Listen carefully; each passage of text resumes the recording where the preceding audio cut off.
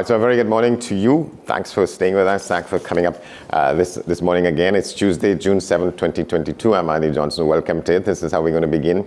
We will conduct the program this morning, AM Prime, here on WES. And we'll tell you what's coming down the pike, of course.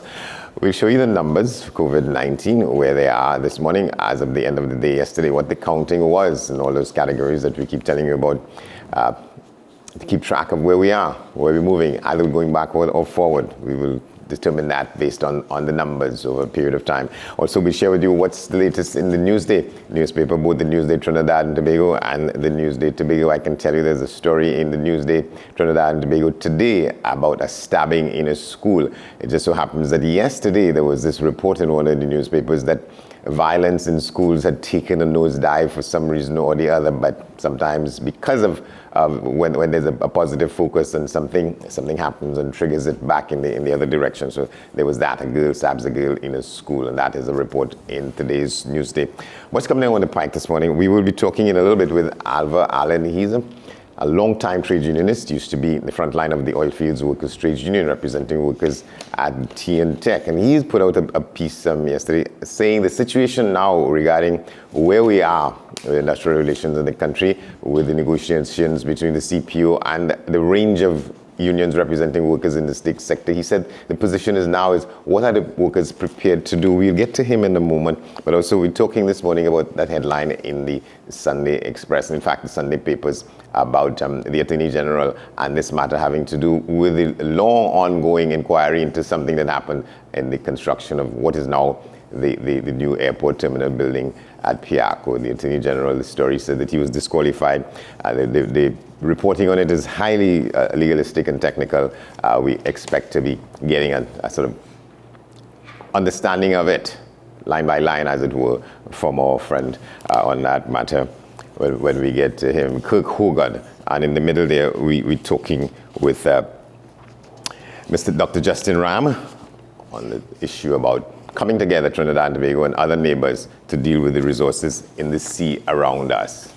Those things and more on the program this morning. But let's start with this discussion with our friend, Mr. Alva Allen, trade unionist.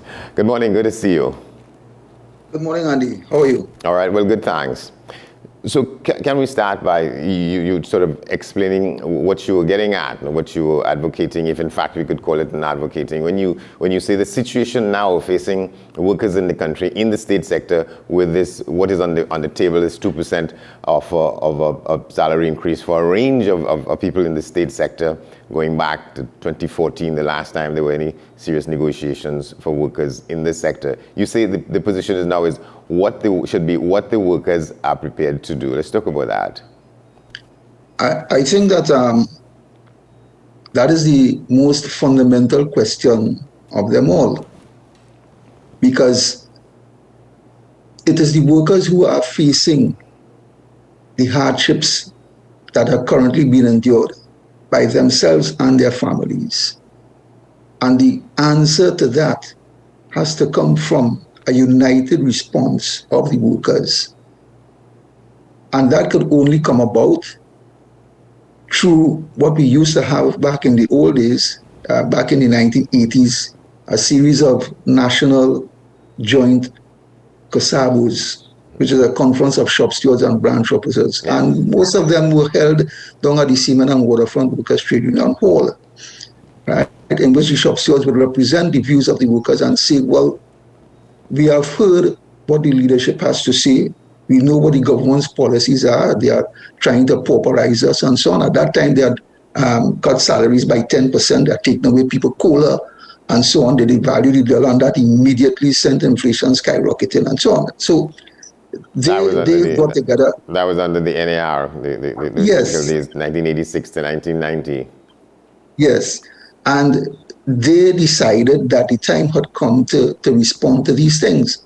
So now, right, just as much as the workers has came together in some numbers, not in all, right, but they did that last week Friday, and they gave a response to the CPO's offer.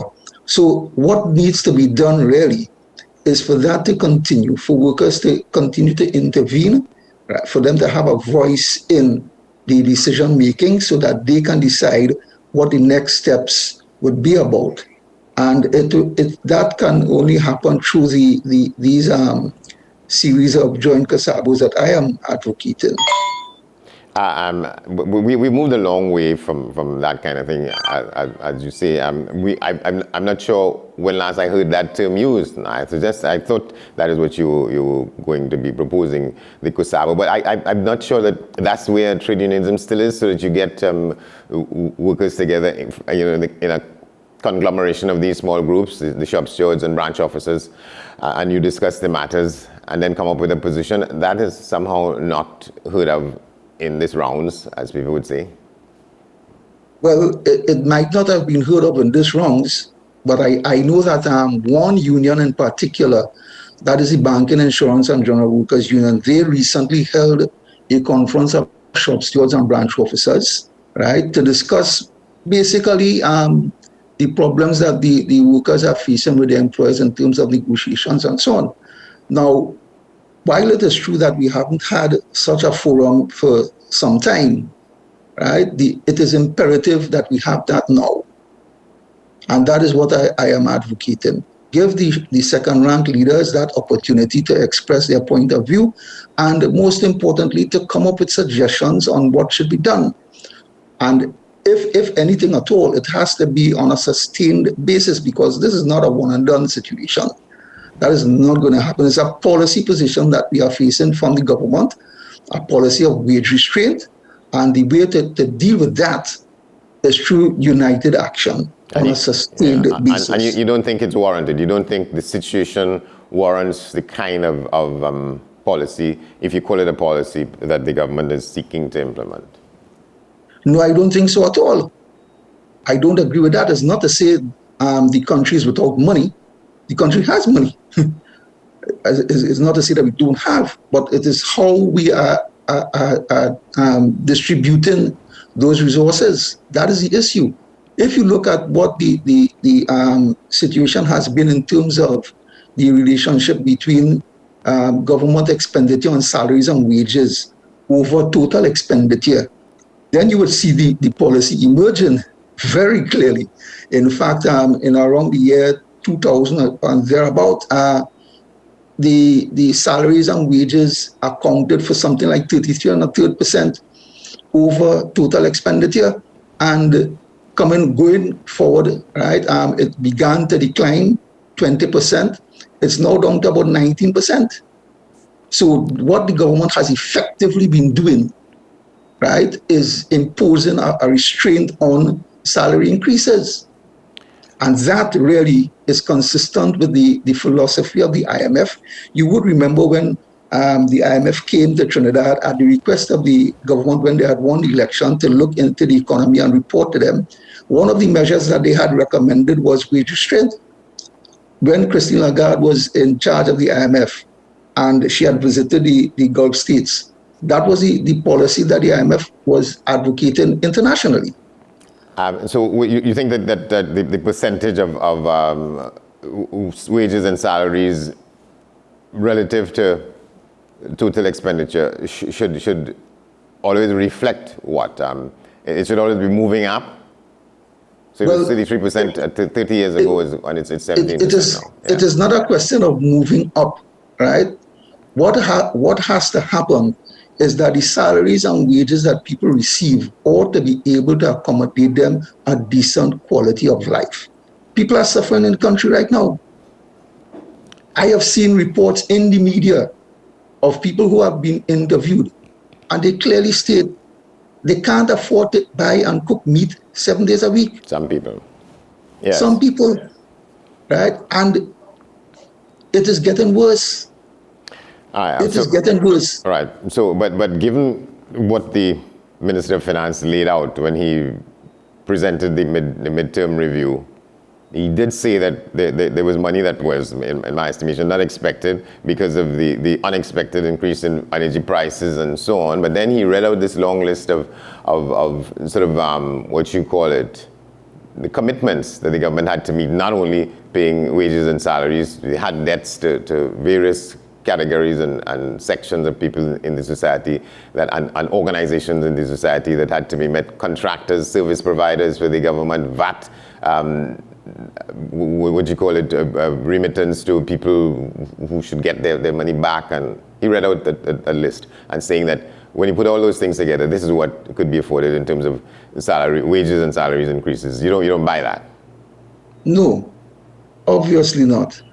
Because, as I said before, what has been enacted on the backs of working people in this country is a policy of wage restraint, right? And having more money now and having more commitments to meet, and so as explained by the Minister of Finance, is not going to alleviate the suffering that people are currently enjoying, and which they have been enjoying for more than 8 years. More than 8 years, and the people haven't had an increase. Yeah. Right? And no amount of excuses is going to resolve that or change that. Yeah, people need to have a proper salary increase. You think it's excuses? And you know why I'm saying that? Let me explain something. Again, it would be instructive if you look at some of the figures from the central bank data center website. And you would see that when the government had the biggest amount of money that they ever had in 20 odd years, about $57 billion. That was when they had the windfall in oil. Yeah. When they had that kind of money, that was the lowest expenditure on salaries and wages ever. It was down to about 19%. So when they had the most amount, they spent the least amount on salaries and wages. Now they get another windfall. What do you expect them to do? Their policy is wage restraint. And we are not going to get a change in that position unless we fight for it. You think governments take actions that they know would rile up the public because they want to do that and not because the situation, the exigencies of the situation, as people say, call for it? Well, I endorse that view, right? That the government just take actions that they know full well that the people are going to be angered against it. In fact, let us go back a bit and look at what the Minister of Finance said when he had first began to slash the subsidy on fuel. Right? What did he say? The people ain't riot yet. I do it once, I do it twice, I do it third time, and they riot. They expect that the country will have a pushback. It was a silly and provocative kind of comment, wouldn't you say? I mean, it was a tempting fate. Well, my advice to him is, go right ahead. You want to do that? Go right ahead. Just remember your own words, that the people ain't riot as yet. I sense that they have begun to panic a bit about the turnout that we saw last Friday when the workers came out in their numbers, because now they're calling for all different kinds of things. Go back to the table, don't do this, don't do that, and so on.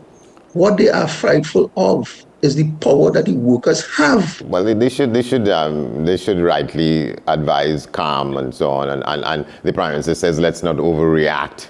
Let's take it in stride. He said that if the government were to offer through the CPO even a 4% increase, we would have to borrow. You accept that or not? Or you think that's just an excuse? Again, when has the government not been borrowing?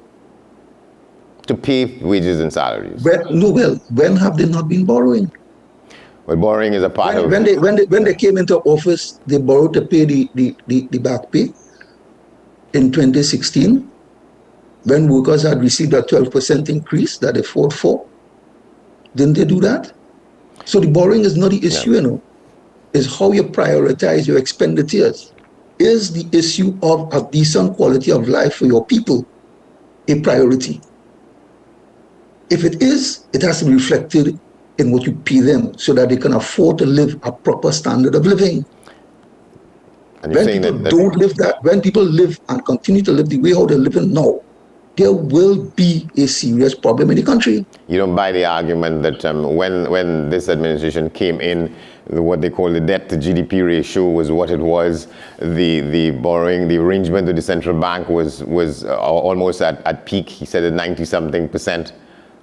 They've been able to bring it down to 70-something%, and that is a better position. It's a better sort of comfort as to where it is, and that's how things should happen. The government should not be sort of always at the line. Things could tilt over. Well, you see, I don't know where they're going with that argument. You know, people listen to the news internationally, and one thing they're very much aware of is the debt to GDP ratio in the United States. It is far worse than ours. And they have been having budget deficits for how many years? How many years? Even if you're correct, is that a good thing? What I'm saying, Andy, the issue is not about the debt to GDP ratio. It is not that, right? The central issue in the country today, is this the quality of life that we need? Is this the quality of life that we must continue to endure? That is the issue. And if the answer is no, then we need to have a discussion on how we go forward.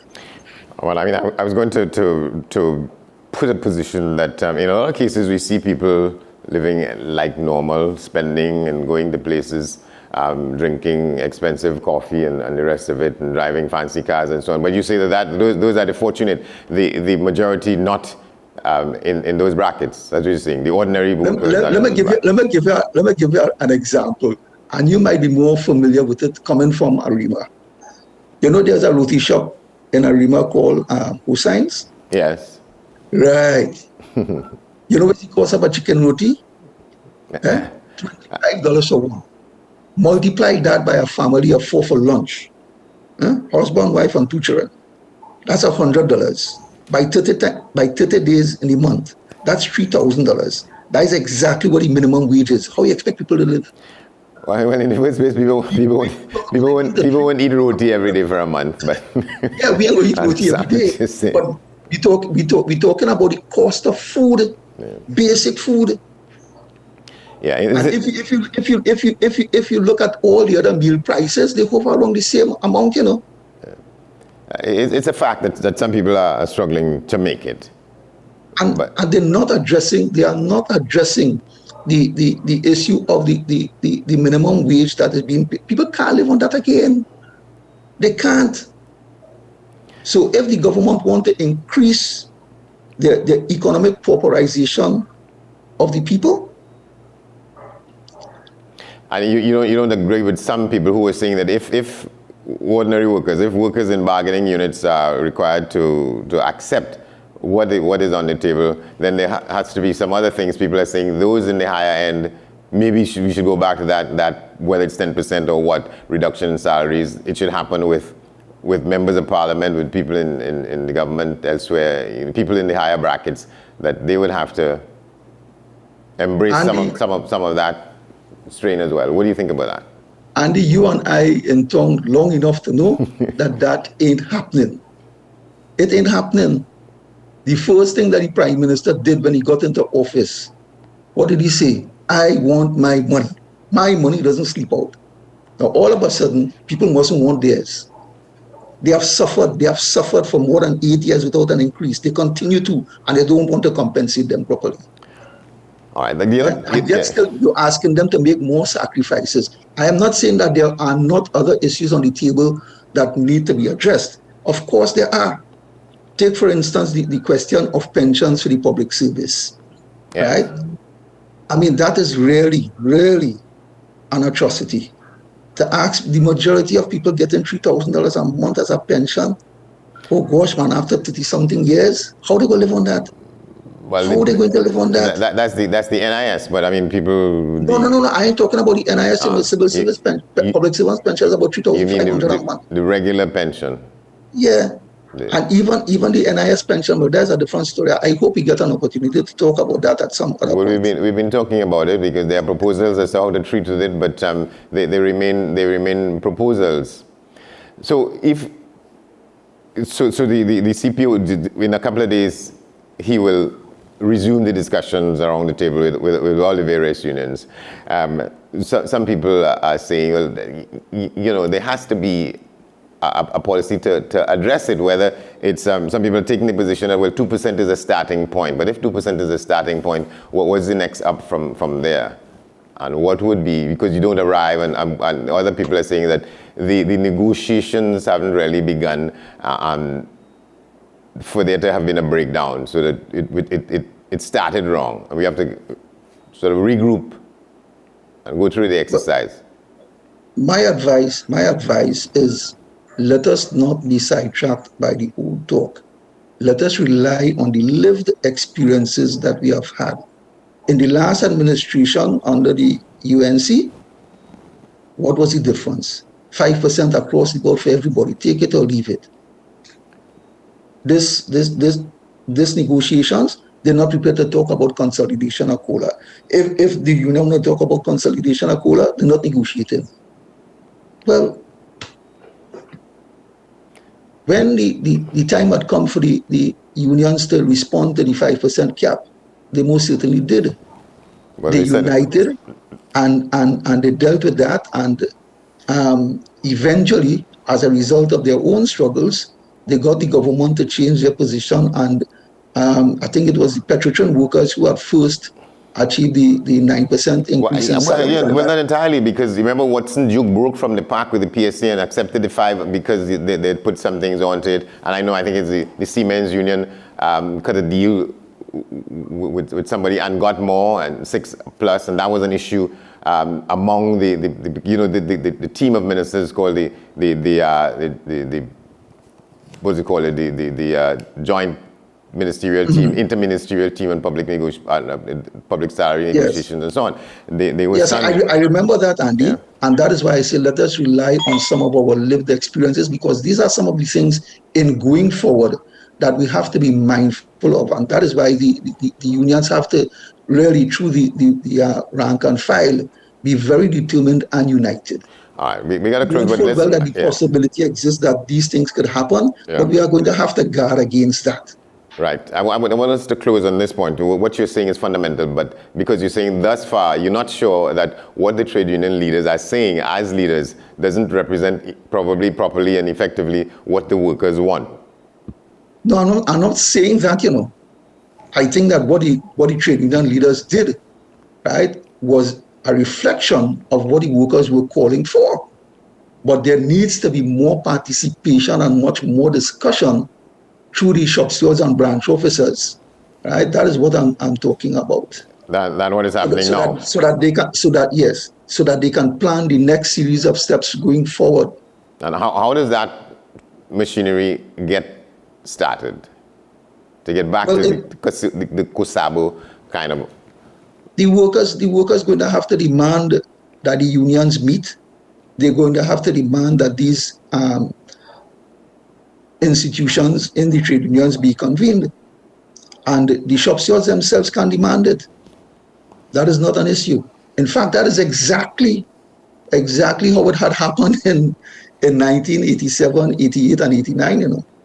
It was the second-rank leaders in the workplaces who were calling for these COSABOs to be convened down at Siemens Hall in order to plan and organize the thing, right? But you see, we enter a period now where a lot of organization on the ground has to take place. We're not going to have a strike just like that. It has to be organized. The unions have to be able to address the issues that the public is facing so that they themselves can get involved in this thing. In order to win public support, you have to be able to deal with some of the issues that the public itself is suffering under, like inflation, right?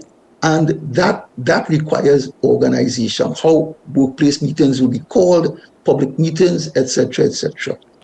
And the organization has to come when people convene and meet, and they begin to talk.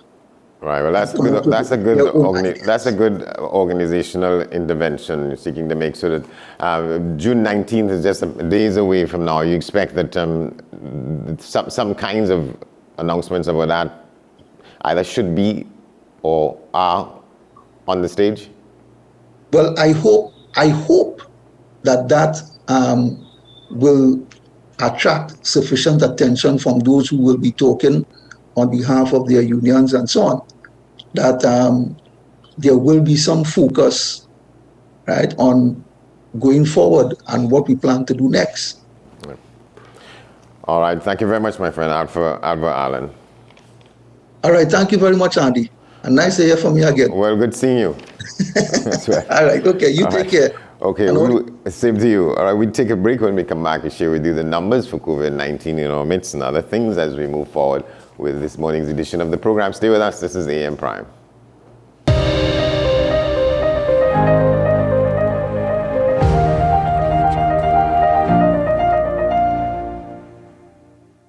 Did you know that 1 in 4 children has an undetected eye problem? Their vision can change dramatically every year, from the blackboard to digital screens. 80% of learning starts with what our eyes perceive. Keep your child's future in focus at Ferreira Optical. Get complete eyewear for kids starting at only $695. Come into Ferreira Optical today. Conditions apply. What's the best way to grab the attention of viewers? Please exercise more patience. You have to be kidding me. Doing what we do best. I'll say at the very least it's a conspiracy of laziness against the people. Join me, Keaton Shaw. And me, Sean Michael Small, for Talking Point. Weekdays from 8 a.m. to 9:30 a.m. We go in-depth on the trending issues and engage the most controversial newsmakers as we get them to account to the people for their actions. You can't go to the government with nothing. You can't go to cabinet with an empty hand, with a wish. I'm glad that we're having this a sober, mature discussion. In the present situation, I expect a continuation of the chaos. Join us for the discussion, Mondays to Fridays, only on WESN, the content capital. People really want to know, what about me? Where do I fit? Yes. What is in the ride for me in terms of a better Trinidad and Tobago? And I'm pleased to shed some light on that. The purpose of bail is to ensure your attendance at court. That's it. It is not punitive, it is not rehabilitative. We the police officers, we are professional and we are here for whenever the survivor is ready to come forward. We have the right to private and family life, the right to religious freedoms and beliefs and thoughts and expression. But these rights are not absolute. Certain rights can be limited. The law is to govern the whole, is for all of us in public.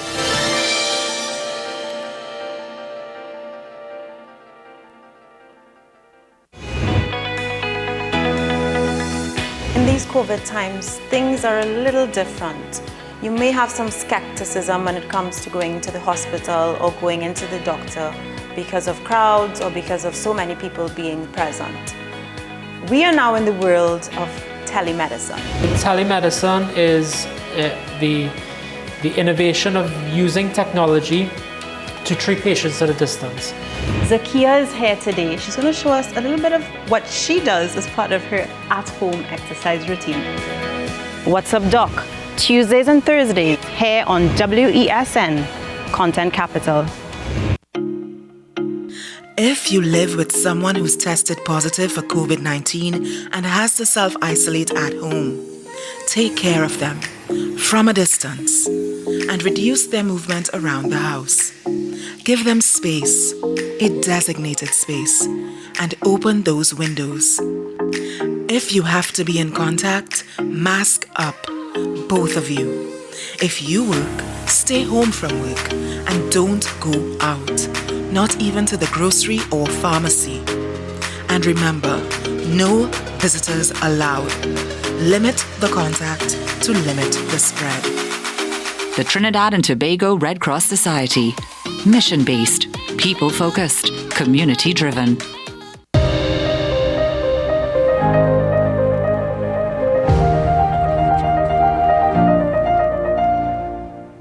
Welcome back to the program. Coming up in a couple of minutes, our discussion with Dr. Justin Ram, economist, on what is called monetizing gas reserves on TNT border states. The government of Trinidad and Tobago and governments of some of the CARICOM member states around us have agreed to work together on that to exploit the resources on the sea. We will get to that in a minute, but let's take a look at the COVID-19 numbers, where they are in our midst before we get to the Newsday question and the responses. So these are the numbers on this morning.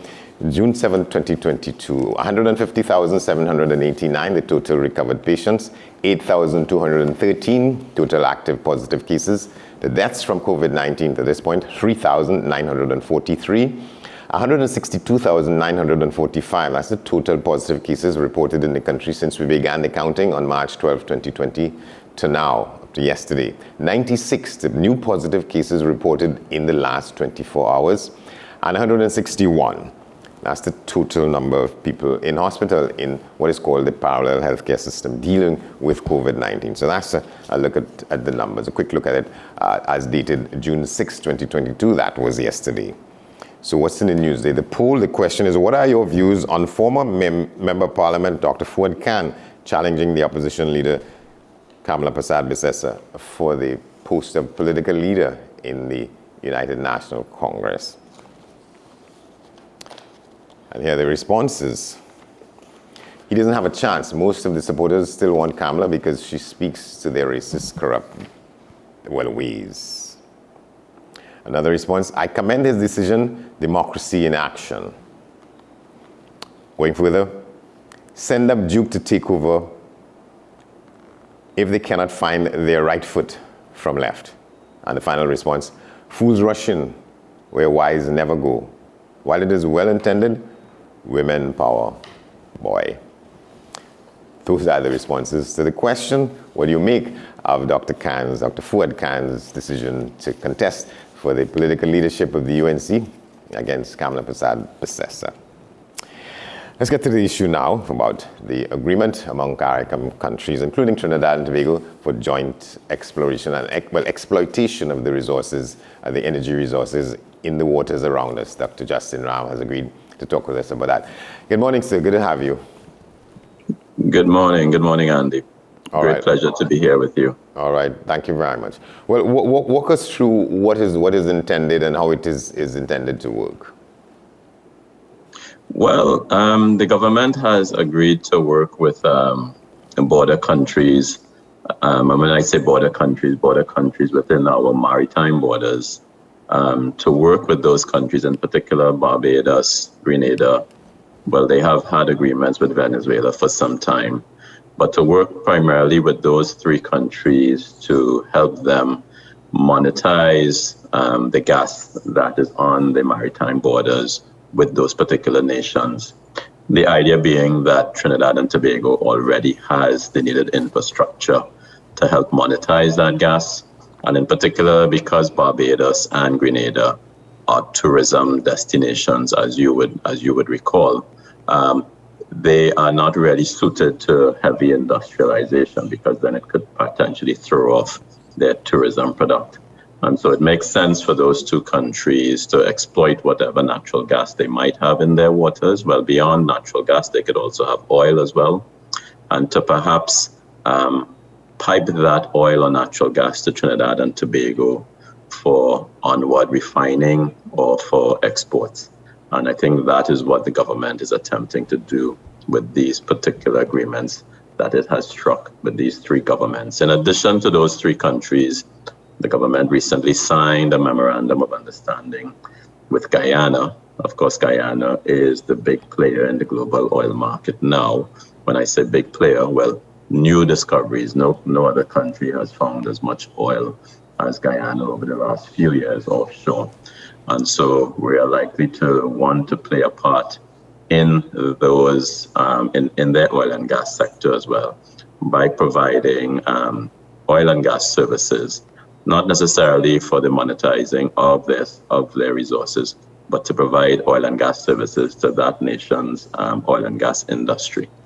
Yeah, just to stay with the Guyana story a little bit, do you think we got to it kind of late? Because, you know, there were these laments with the big energy conference that was held in Guyana a couple of weeks ago. There were these observations. I mean, I wrote a piece on it saying that we didn't seem to be present as we should have been there.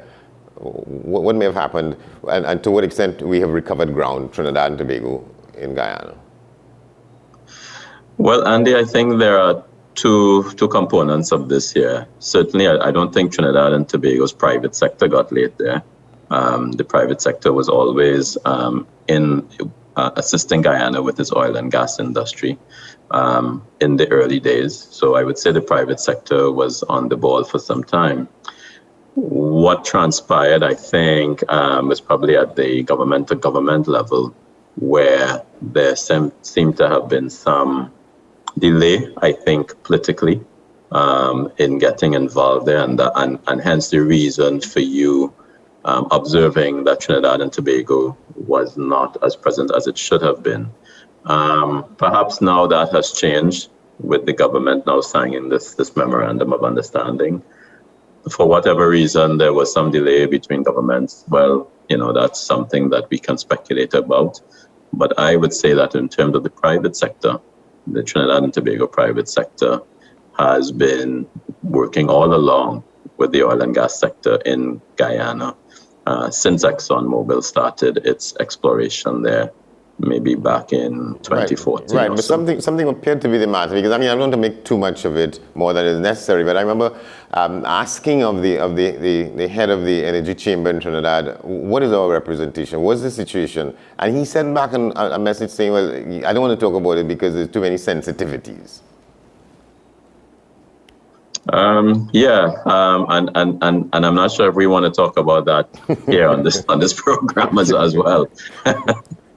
So there are a lot of sensitivities there, but that's water under the bridge now, and it sounds as if both governments are now working together to try to do what is mutually beneficial for both nations, and not only for both nations, but I think for CARICOM in general. I think in this point in time, if I just sort of dive a little bit into the topic, it's important that Trinidad and Tobago and Guyana work very closely if CARICOM is to stand a chance to be still relevant in the citizens of their nations. Of course, Guyana is going to take on a much stronger position overall in CARICOM because it's going to have the financial might behind it, something that perhaps Trinidad and Tobago had for many years. But that, I would say, that mantle is going to be shifting to Guyana fairly soon. And it's going to be important that Trinidad and Tobago and Guyana work very closely. So I think for us as CARICOM citizens, we have to say that this is a good position to be in now. What was transpiring before was not particularly good. And I think this is a positive move. So I think it's time for us to move on, and whatever happened in the past, it's time for us to look beyond that and look towards the future.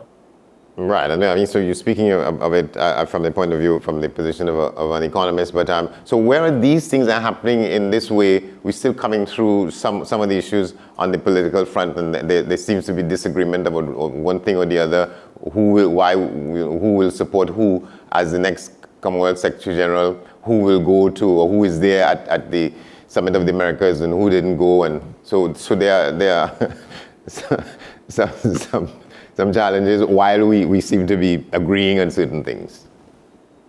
Yeah, and that's always going to happen when you have these multilateral organizations. It's always going to be difficult to agree on foreign policy. Particularly when different governments have different types of philosophies behind them. So that for me is normal, but I think we as citizens need to make our point clear. I think we need our leaders to work with our interests in mind, and not to be too ideological about certain things, because ultimately, we have elected persons to serve our interests, and that is what they need to be doing. But yeah, without getting into too much of that, it can be quite a topic that can take us into hours of discussion. Yeah, all right. So it appears as wherever there's oil, there's always gas, because we've been an oil province for all this length of time. Then it became gas. Now we're saying that so gas is what we're going to go for in these waters in between us and around us. Yeah, and the reason for that, Andy, is because at the global level, the world has agreed through the Paris Accord, really, in 2016, to limit the amount of global warming to 1.5 degrees Celsius by 2050. I don't think we're on track to do that, but if we were to continue to use oil in the way that we currently are, we certainly will not meet that target. But gas is seen as a stepping stone towards that green future. And so it makes sense for countries that still have natural gas reserves to attempt to monetize those resources. Beyond that as well, Andy, of course, now you would know that geopolitically, there is going to be a huge demand for gas from alternate sources beyond Russia because of the conflict that's happening in Ukraine. So, for example, Germany is now gearing up to start importing liquefied natural gas, and it has to now search for new partners to fulfill their import requests. So what we're going to see now is there's going to be a ramping up of demand for liquefied natural gas. And of course, Trinidad and Tobago is in a very good position because it already has the infrastructure to liquefy that gas through the 4 LNG trains that the country currently has, although one is now mothballed.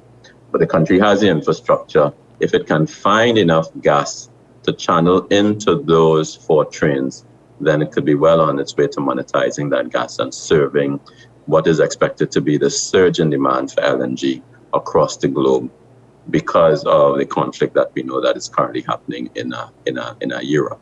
Yeah, and from what you know, the prospects are real. Well, there has always been speculation, and I should say, because I have not seen the numbers myself, but there's always been a lot of discussion around, first of all, for decades, there was discussion that Guyana had a lot of oil and gas offshore. But because of the technology, and I guess because of the commercial framework in Guyana at the time, it was not seen as viable. But as we know, there is now a lot of oil and gas in Guyana's offshore provinces. The same has always been said about the offshore provinces of Barbados and Grenada.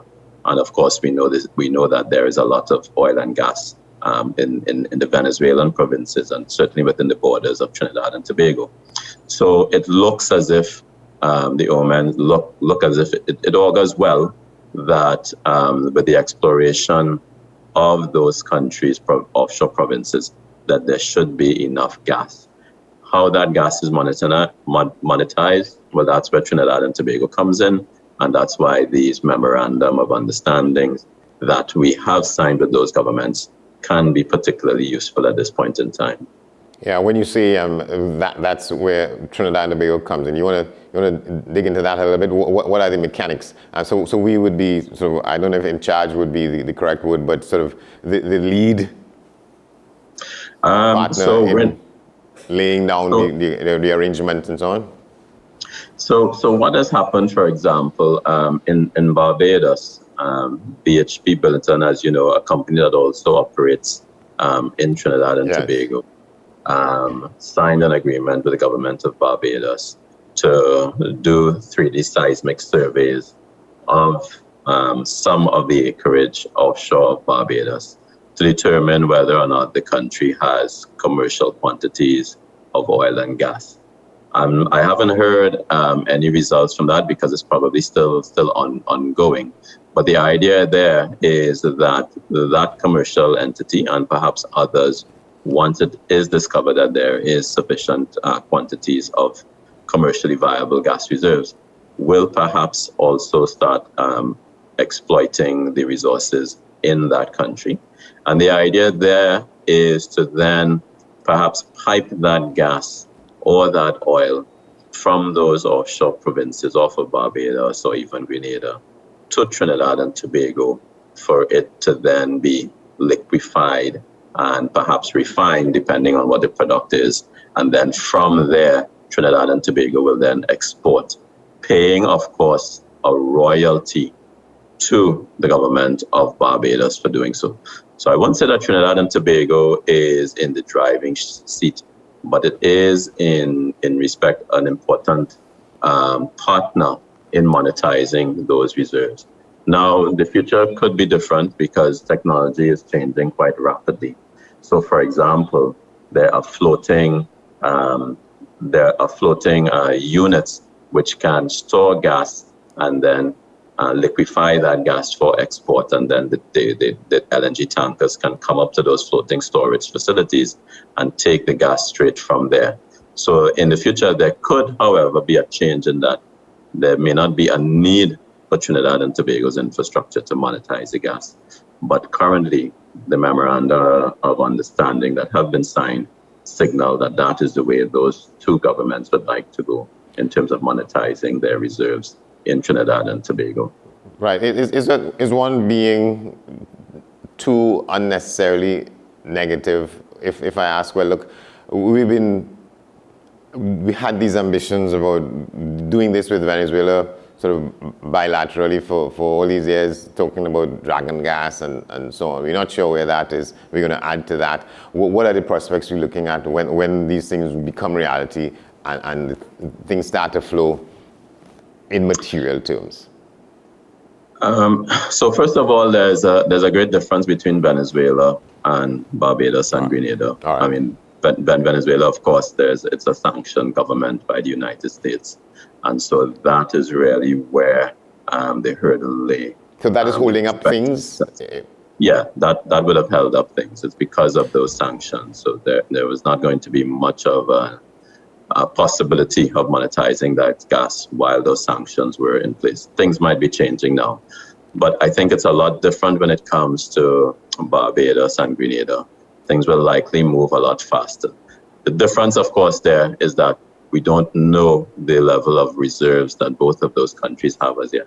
We know the level of reserves in Venezuela, but because of the geopolitics, we're unable to move forward. But when it comes to Barbados and Grenada, once those resources have been discovered and can be exploited, then I think things are likely to move quicker. But these things take time.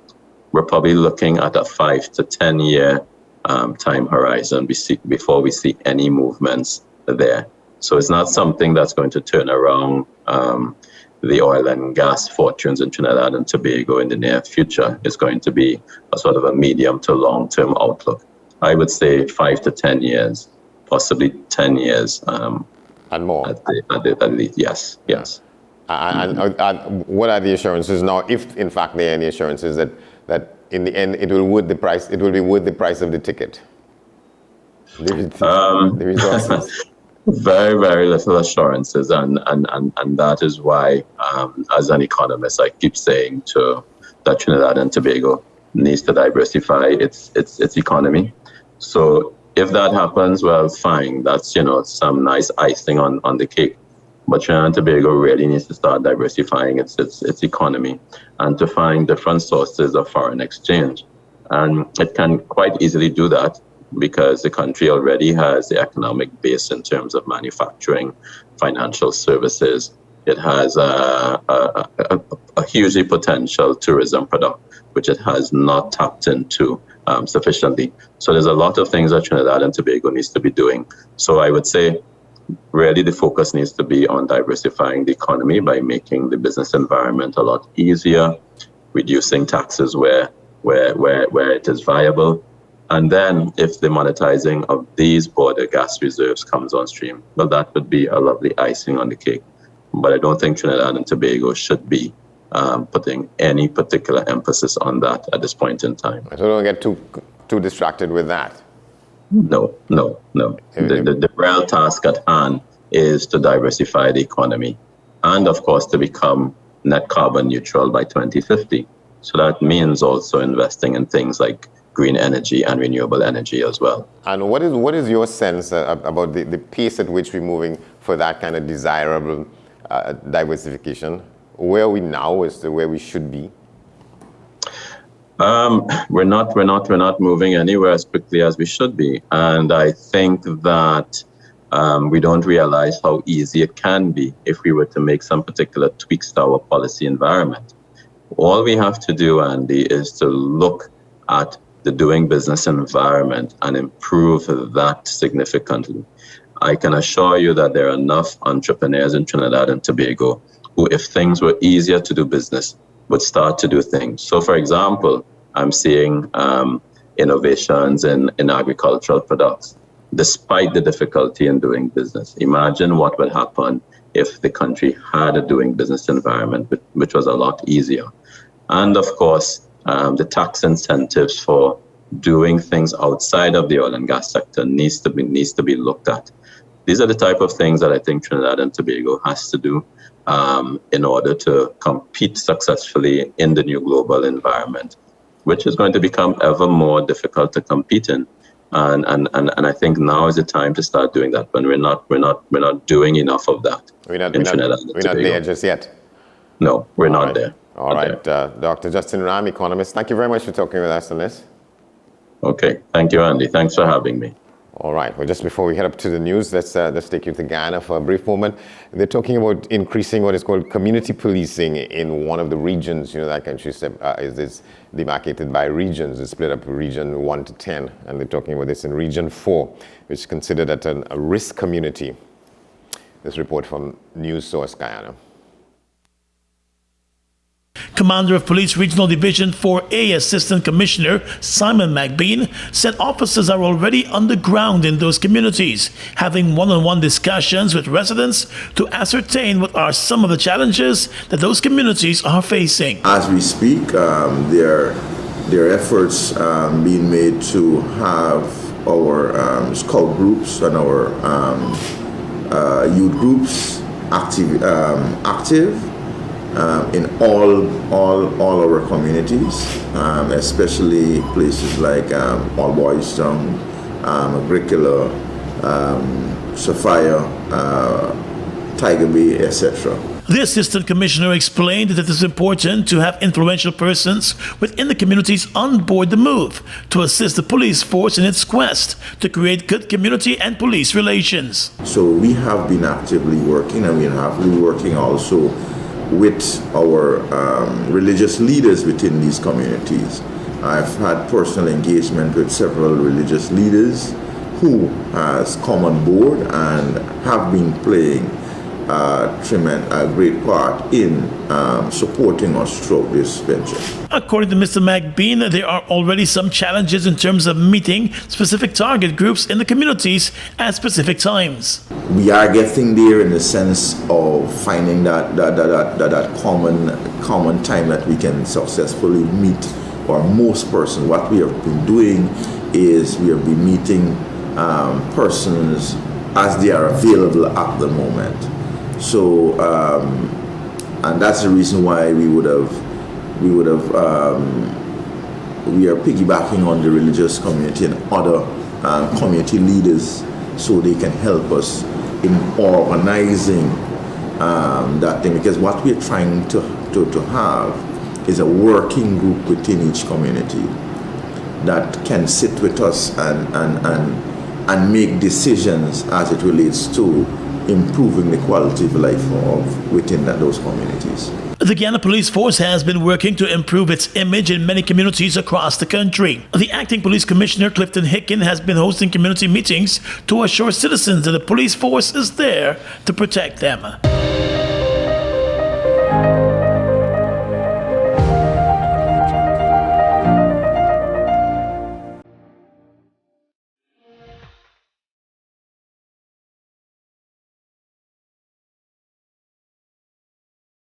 Seven is out. All day is in.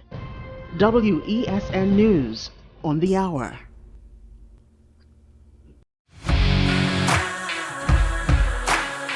Every day, we communicate through stories.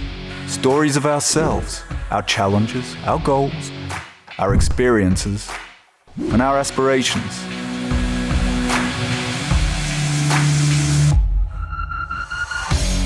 Storytelling is an art that we have mastered. WESN Film Studios comprises a collaborative team of experts with extensive industry experience locally, regionally, and internationally.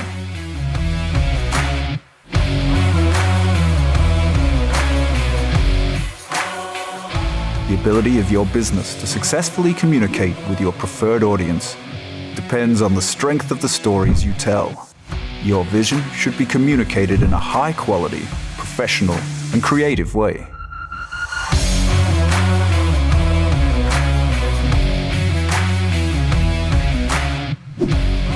concept to post-production, advertising to film, multi-camera productions, live events, streaming, and virtual conferencing.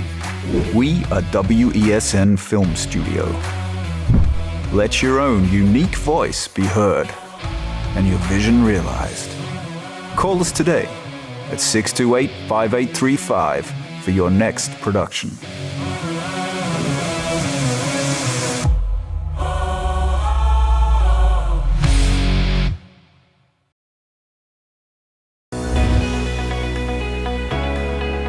In this season, we talk more about health, wellness, and everything in between. I am so excited to share with you everything about health and wellness so that you can design the life that you've always dreamed of. Join me here on What's Up Doc. What's Up Doc? Tuesdays and Thursdays here on WESN, Content Capital. Is it politics? What is it? Is it that nobody cares about sports? The kind of support that sport used to get in the past is no longer here. The thing is, taking a knee doesn't mean that that's the only thing you're doing on it. Right. Taking a knee along with other stuff. Samantha, what are you looking forward to when you return home to Trinidad and Tobago after winning the title? Thank you very much for speaking it into existence. Is it no pressure on Nicholas Ball? It makes me more motivated to work hard and to go out there and rep the red, white and black. Why are we sending a team to the Winter Olympics? There are a number of Trinbagonians who are in the diaspora and have grown up in winter sport. It's an opportunity that the Trinidad and Tobago Olympic Committee will not close the door. I also believe in the players that we have. Once you can motivate the players, you can get the best out of them.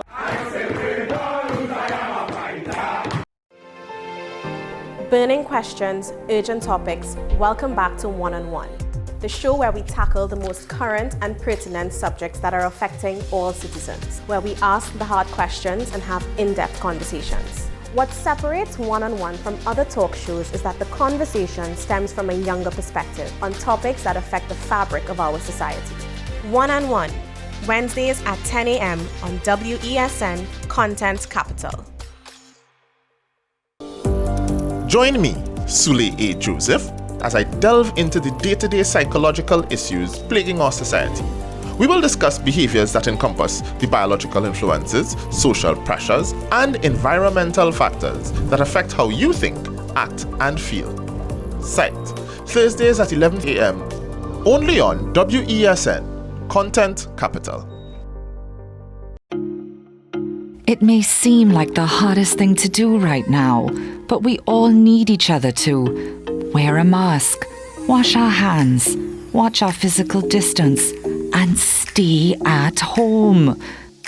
We need you safe. Together we can make the difference.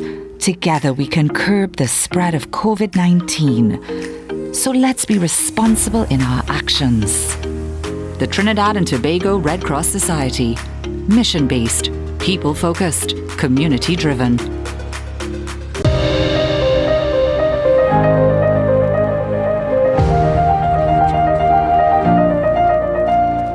Welcome back to the program. We're hoping to hook up with Mr. Kirk Hogan, attorney who helps us out in understanding some of the matters on the legal front. We're talking with him about this story that was in the papers on Sunday. Miami court disqualifies Amor.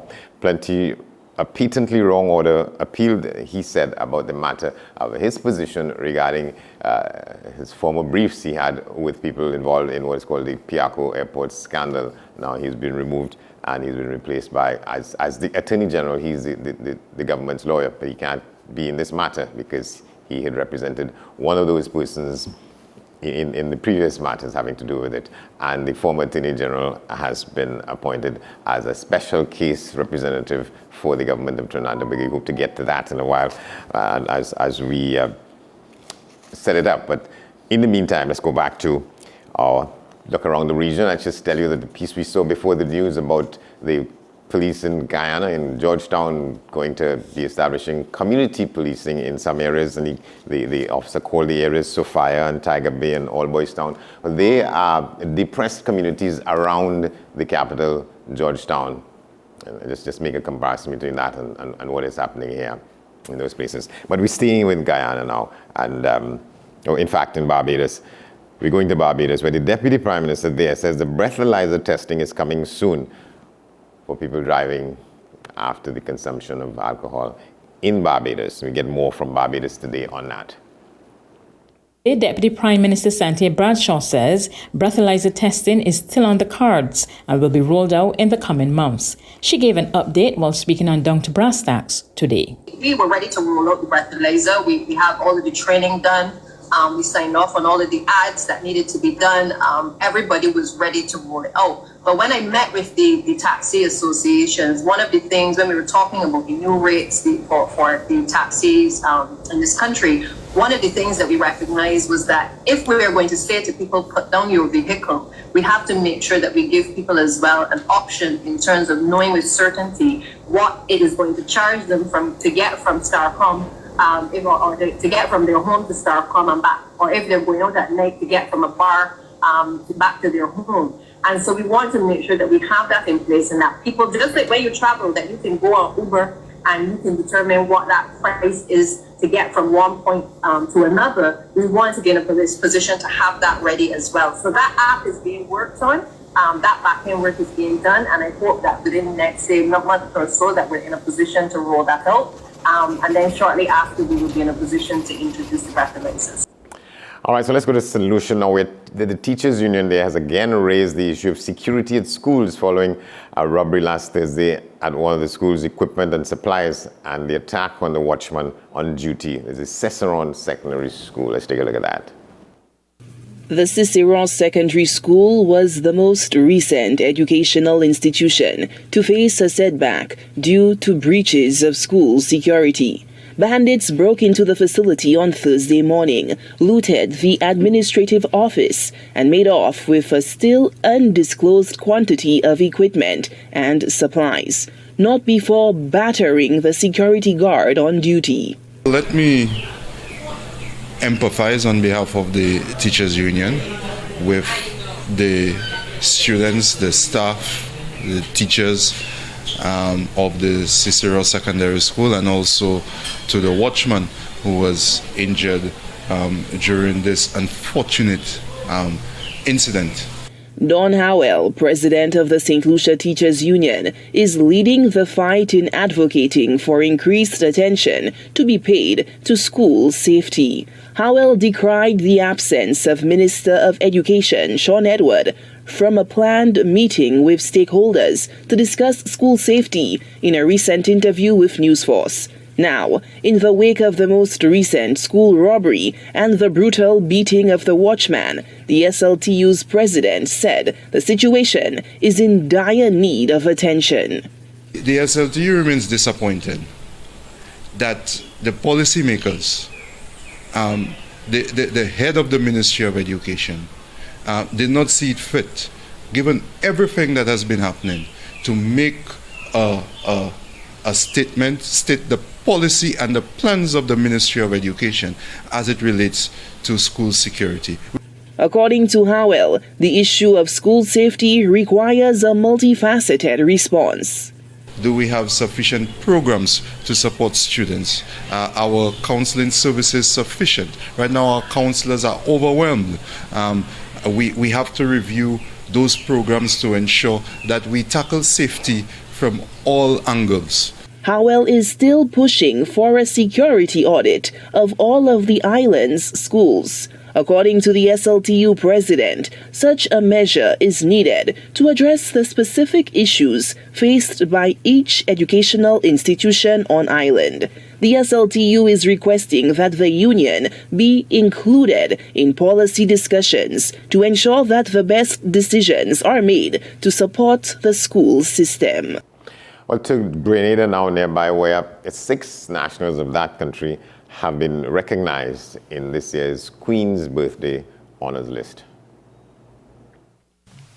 Retired banker and former Accountant General Richard Duncan was appointed an Officer of the Order of the British Empire, OBE, for his service to the banking sector. Duncan was the former Managing Director of the Grenada Cooperative Bank Limited, where he had a distinguished 25-year career. In a statement of acceptance, Duncan expressed gratitude for the Award of Excellence in recognition of the 25 years and 9 months of service in the banking sector. He noted, and I quote, "Acceptance of this award would not have been possible without the inspiration I have received from my seniors and my colleagues across the Eastern Caribbean Currency Union, for whom I have the deepest respect and from whom I have derived the strength to challenge myself and perform at the highest professional standards," unquote. 2 nationals have been appointed members of the Order of the British Empire, MBE, Dr. Valma Jessamy, for services to the environment, to manufacturing and to ecotourism. Dr. Jessamy is an award-winning environmental scientist. She developed the award-winning Jessamine Eden Wellness Farm. Olympic gold medalist, Grenadian athlete, javelin thrower, Anderson Peters was also awarded MBE for his service to sport. Peters, 24, recently emerged on top in the men's javelin event at the 60th Ostrava Golden Spike in the Czech Republic with a throw of 87.88 meters. Queen Elizabeth II had also approved the British Empire Medal Civil Division to Alison Clouden for services to nursing, Desmond Gill for service to fishing, and John Wells for service to farming. The birthday honours list recognizes people who have given exceptional service to the UK, abroad and internationally. The list was released as the Queen's Platinum Jubilee celebration kicked off on Thursday.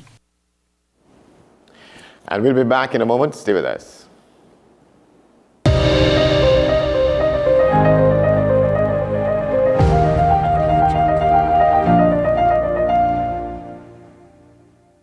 Gift giving during a lockdown can still be hassle-free with a gift from FanZone with delivery options available nationwide. Visit and browse our Facebook and Instagram pages for all your official licensed merchandise and apparel and have it delivered to your door. Find us on Facebook and Instagram. FanZone, we've got you covered.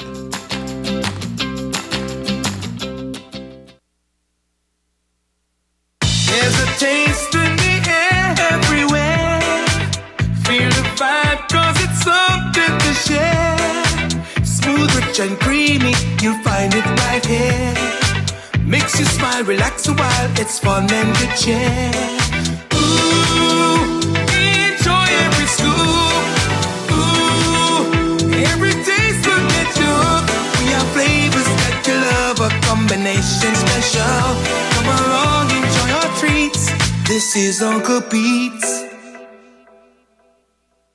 The best for your baby is at dbesttoys.com. We have the best strollers, car seats, walkers, feeding accessories, playpens, cribs, clothing, and the widest range of brand name toys like Barbie, Hot Wheels, Nerf, LOL, Fisher-Price, Cocomelon, Intex Pools, Amazon Fire Tablets, HP and Gateway laptops, and the best bikes, scooters, skateboards, and ride-on. Visit us in-store at Southern Main Road, MacBean, or shop online now at dbesttoys.com. That's dbesttoys.com. We have the best toys at the best prices.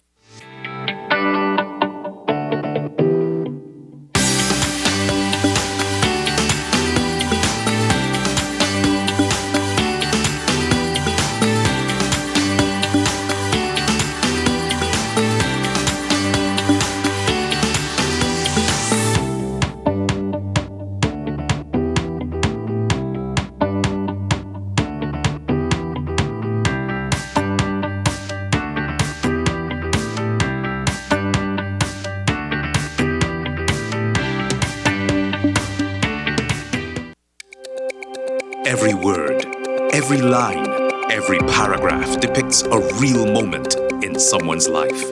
A father, a sister, a mother, a brother.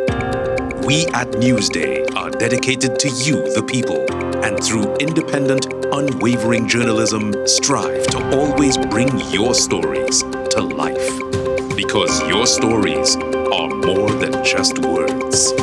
Newsday, independent and credible. Burning questions, urgent topics. Welcome back to One on One, the show where we tackle the most current and pertinent subjects that are affecting all citizens, where we ask the hard questions and have in-depth conversations. What separates One-on-One from other talk shows is that the conversation stems from a younger perspective on topics that affect the fabric of our society. One-on-One, Wednesdays at 10 a.m. on WESN Content Capital. Let your voice be heard. Call Madam Fix It on WESN, the only place that effectively helps you with your woes. Having problems getting onto government agencies, water woes, NIS and pension problems, potholes, and much, much more. Call me, Madam Fix It, every Monday, Wednesday, and Friday, right here on WESN. Let me fix it for you.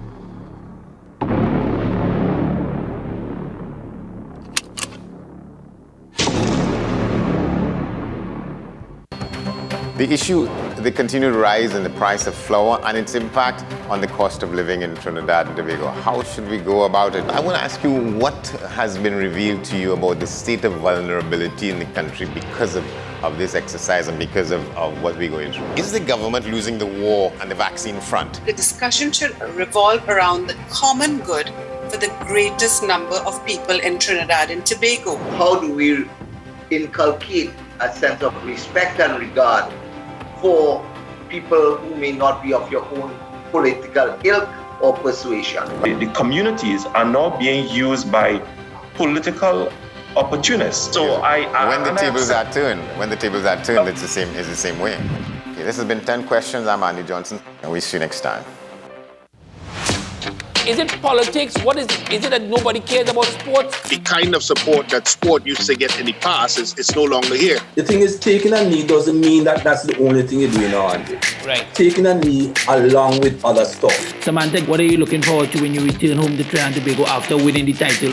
Thank you very much for speaking it into existence. Is it no pressure on Nicholas Ball? It makes me more motivated to work hard and to go out there and rep the red, white and black. Why are we sending a team to the Winter Olympics? There are a number of Trinbagonians who are in the diaspora and have grown up in winter sport. It's an opportunity that the Trinidad and Tobago Olympic Committee will not close the door on. I also believe in the players that we have. Once you can motivate the players, you can get the best out of them. Join me, Sule A. Joseph, as I delve into the day-to-day psychological issues plaguing our society. We will discuss behaviors that encompass the biological influences, social pressures, and environmental factors that affect how you think, act, and feel. Sight, Thursdays at 11 a.m., only on WESN, Content Capital. What's the best way to grab the attention of viewers? Please exercise more patience.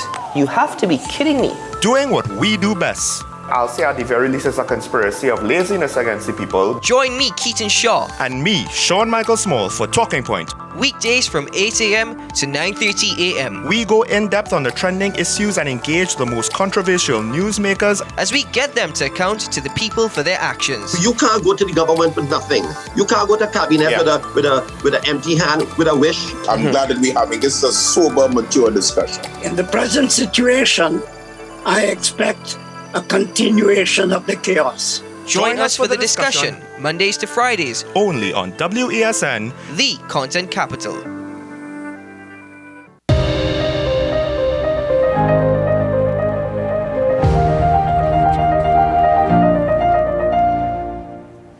Welcome back. Well, we're not sure how far we will get or how deeply we'll go into this issue, but we will probably come back to it. We're talking about the matter that ended up on the front pages of the Sunday newspapers. In the Express, the story was Miami court disqualifies Amo, and he says it was a patently wrong order that was appealed. That is the matter having to do with the government of Trinidad and Tobago, the state of Trinidad and Tobago, versus Messrs. Brian Quaitong, Ishwag Albaran Singh, and Steve Ferguson. This matter goes back to 2004. That's 18 years ago. There were people in the United States who were charged there in that jurisdiction jointly with them for collaborating in what has been seen as corruption. Burke and Hillman, they did their time. They paid their price. They've been free persons a long time now.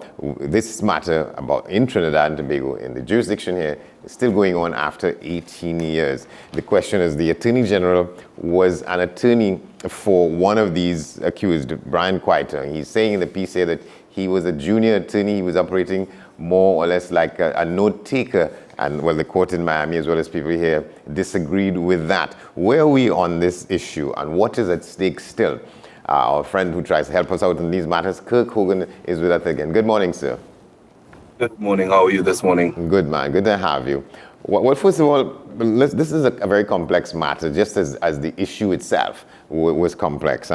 So the headline in this newspaper says, Miami court disqualifies Amo. Let's understand, disqualifies as what? Right. In context of disqualification, it means that he would not be able to represent his particular client, which would be usually, in a case like this, the government of Trinidad and Tobago. The issue being raised is a conflict of interest issue, because we're looking at the fact that as one of the counsel for the persons before the court, and now himself becoming the Attorney General and representing the government of Trinidad and Tobago, ultimately the party pursuing the action, then the issue of conflict of interest arises, and therefore that is being assessed currently. The question then arose before the court, okay, can he rightfully and properly represent the state interest of Trinidad and Tobago, having represented those persons who are before the court, who the state is currently pursuing? It's a thing that attorneys deal with all the time. You have to understand that it is possible for an attorney to represent both sides of an issue, having declared their own interest and having their participation weighed. And that's what the court in Miami had to do. Weigh the participation of the individual to determine whether the role that he played was such that it would be a conflict of interest to continue acting in his current capacity. So it's not entirely out of the realm of the possibility that he could have still continued to represent the state in this case. But it's, that's the interesting thing about law. So he was representing one of the persons who was indicted in this matter, and now he's Attorney General. He's saying that he could still represent the state now, when it is the state that had taken this action 18 years ago. So there are grounds on which it may have been possible. It is possible, but as I said, the old adage goes, justice must not just be done, must appear to be done. So on the face of it, at the end of the day, it must be considered whether, okay, does it look right? Because we've had that done in the past. So if you recall, one of our former Attorney Generals at the time did in fact represent Dole Cheney. Yes. And of course, as we well know, when he was Attorney General, all right, that matter was pursued up there, and ultimately Dole Cheney made it, and the convicted persons made their time in the end. He took the action to send them to the gallows. That's right. So we've seen it happen not for the first time in Trinidad and Tobago. The question though is, what was your participation? So the current Attorney General has tried to downplay his role in the defense team of Mr. Quaitong. Yeah, he said he was operating just more or less like a note taker. Challenge is, of course, being a very senior attorney at the time this matter was before the court. In fact, if I'm not mistaken, being almost a senior counsel, if I'm not mistaken, at the time, subject to correction on that, it would be very difficult to see his participation being such that it was only as a note-taking role. What we have to understand, and very briefly, in layman's terms, the way the profession is set up, you have what you call advocate and you have instruction. Those are the two types of attorneys you may find before a court generally. Yeah. The advocate being the person who is the one presenting oftentimes the case. The instructing being the person behind the scenes doing the paperwork, taking the notes, prepping the case, prepping most of the paperwork for the person's understanding. So you have those general rules. Then you hear the terms junior counsel and senior counsel. Senior counsel leads a matter. So they are in charge, they take the responsibility, they do most of the advocacy, presenting the matter, that kind of stuff. Yeah, well, maybe he wasn't senior counsel just yet, right? At that time. Right. Now, there's what we call, when you say senior counsel, we have formal senior counselors appointed by the court, the persons we see carrying the red bag. Right. And then you have persons who are in practice for over 20 years who are considered as seniors in the profession. Yes. Right? So there's a little, I wouldn't say technicality, but for the person's understanding, there is that dichotomy. That having been said, though, your participation really has nothing to do with your label. Your participation has to do with what role, obviously, you played in the course of the matter. And clearly, the Miami court has assessed and determined that his role was significant enough to debar him from being able to operate as the Attorney General pursuing the matter in this particular circumstance. Yeah. Right? Because it's a fact. Really is a question of fact. What did you do? When did you do it? When you participated in the proceeding? Yeah. How important was it that the clients, Kwaitang and Galvaran Singh and Ferguson, disputed his description of his role then? They said, no, he was more than a junior attorney. Well, it's critical because, I mean, after all, they are the parties who are saying, we instructed him, we retained him, we instructed him, we presented him with facts and information. And it can also go as far as being an ethical breach if the information that was provided by them as his clients at the time is information that he's now called upon to rely on as the Attorney General. So there are significant ethical issues that are called into question. So yes, there is a line that you can walk which would allow you to be able to operate on either side of a matter, depending on how you've declared your interest, depending on whether you obtained very significant and information that may not have been in the public domain that you are now using in order to pursue the other agenda.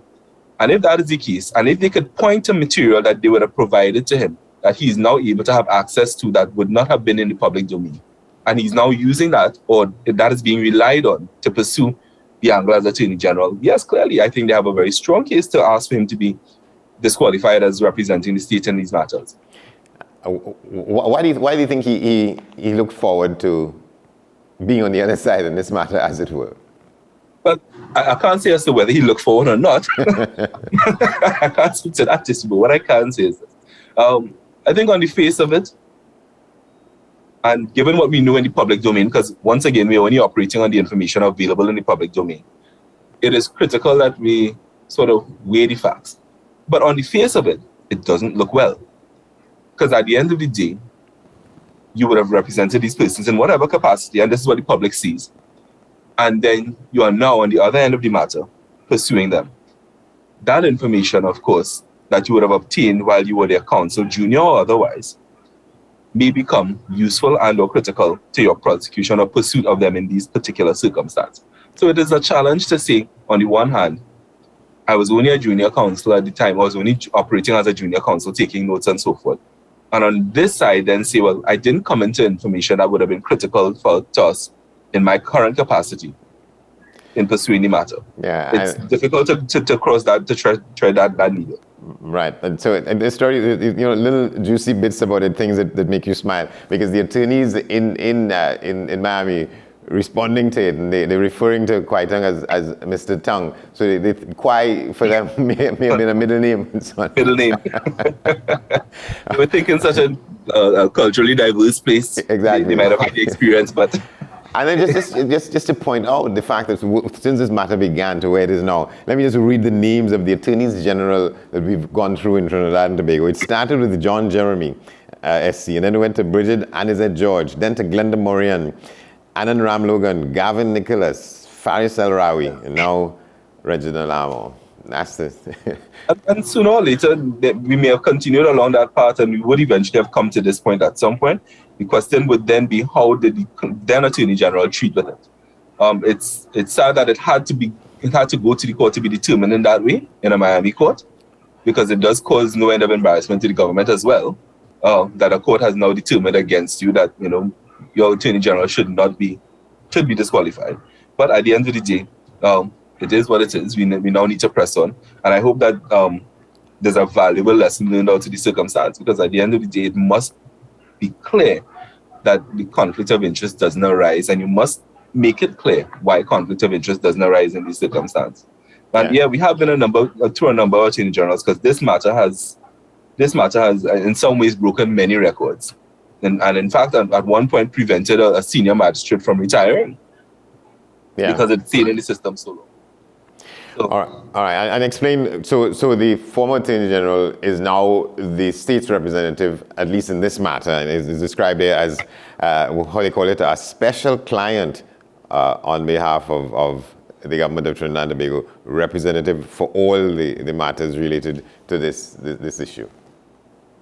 Sorry, can you repeat that? I didn't hear you. Mr. Al-Rawi has been brought back into it. So Yes. he's the person now, as it is described here, as a special client representative for the government of Trinidad and Tobago in this matter. Yeah. It is an interesting approach to say the least in adopting that name, that title. But at the end of the day, had he not been removed in the manner and the timing that he would have been removed, this probably could have been avoided.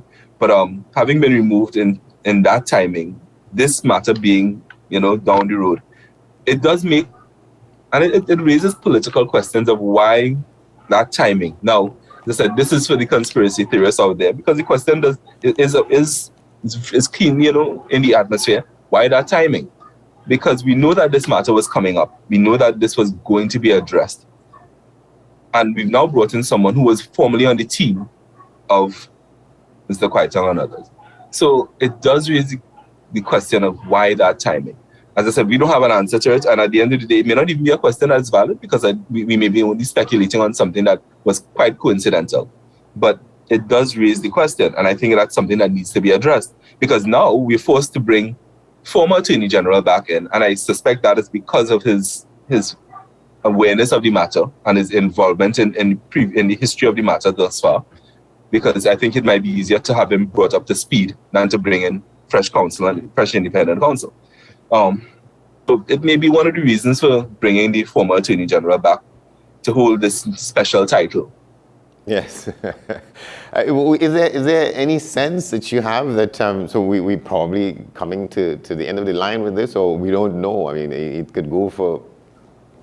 It is honestly difficult to say. These matters have stretched long beyond the time that many would have expected. And quite frankly, as long as applications continue to be made, it may be some time. But quite frankly, I suspect that we may get a more decisive approach from the courts in the US about finding ways to bring this matter to a close. They rightfully so fought their case before they were able to leave Trinidad and Tobago. And they fought their case for many years. I don't suspect that the US courts may have as much leeway and opportunity to continue the fight in the same manner.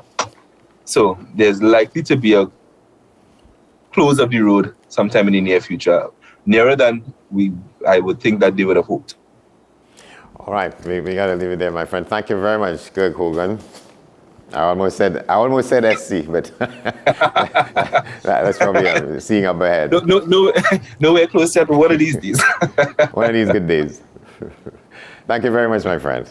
More than welcome. Always a pleasure to be here. All right, and that's our broadcast for this Tuesday morning. We want to thank you for watching. We want to thank all our guests. I'm Andy Johnson, telling you in half an hour we go to the news on the hour, the top of the hour, followed by today's edition of Talking Point with Shah and Small. Let me just tell you what's on the front pages of the papers. The Newsday, Trinidad and Tobago. The story is, they're talking about a force of nature. That's bad weather in parts of the country. You're seeing it there. And on the back page, some sports.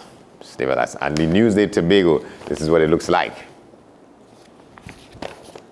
The story on the front page, somebody saying, UNC defends Kamala's slave master name. That's the back and forth going between herself and Camille Robinson Reggie Sabud, whose name is what? In politics, you always have these things taking place. Sort of distractions from people's tough days, you could say. You could call it down to that. But that's what we leave you for today. Thanks for watching. We see you tomorrow.